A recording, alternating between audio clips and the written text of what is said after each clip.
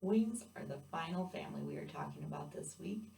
And I saved this one for last because wings are probably one of the most challenging families to work with, aside from our pullback category. Wings can be done as singles, doubles, alternating wings. There are even further options where there are ones called flash rattle, or there's 5 count wings, pendulum wings, or sometimes they're referred to as clock wings.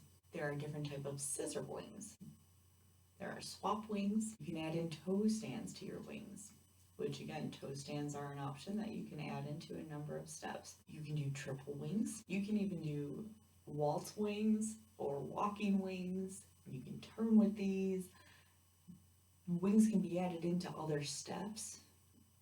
And so again, you create this family of options that you have, which is why learning and understanding the fundamental form of what a wing is and being able to execute it properly and safely is so important, because once you get that down, then you're able to add in all these other options and learn about the many possibilities that you have with wings.